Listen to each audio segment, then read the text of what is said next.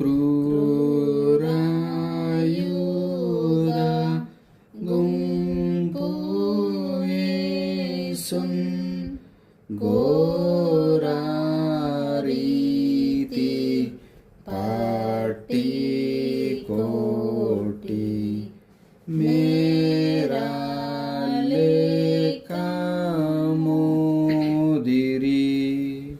7వ స్థలము యేసునాథుడు రెండవసారి శిలువ కింద బోర్లపడుట. యేసుక్రీస్తువా మిమ్మల్ని ఆరాధించి మీకు స్తోత్రము చేయుచున్నాము. ఏలయనా మీ తిరుసిలువ చేత లోకమును రక్షించితిరే. యేసు ప్రభు రెండవసారి శిలువ కింద పడుట వలన వారి తెరసిరుస్తునందును అవయవమునందును గల గాయములలో మరలా నొప్పి కలిగెను.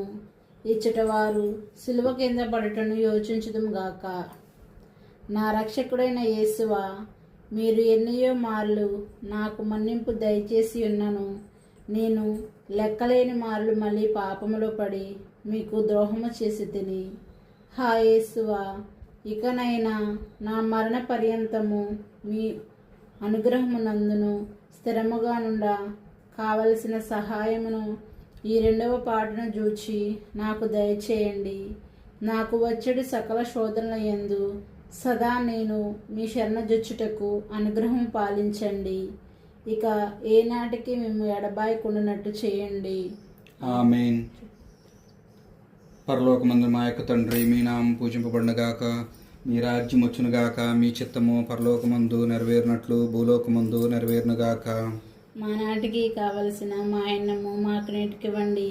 మా యొద్ద అప్పుడిన వారిని మేము మన్నించినట్లు మా అప్పులను మీరు మన్నించండి. మమ్ము శోధన యందు ప్రవేశింపని ఒక ఆకడిలో నుండి మమ్ము రక్షించండి. ఆమేన్. దేవర ప్రసాదము చేత నిండిన మరియమ్మ వందనము. ఏలిన వారు మీతో ఉన్నారు, స్త్రీలలో ఆశీర్వదింపబడిన వారు మీరే.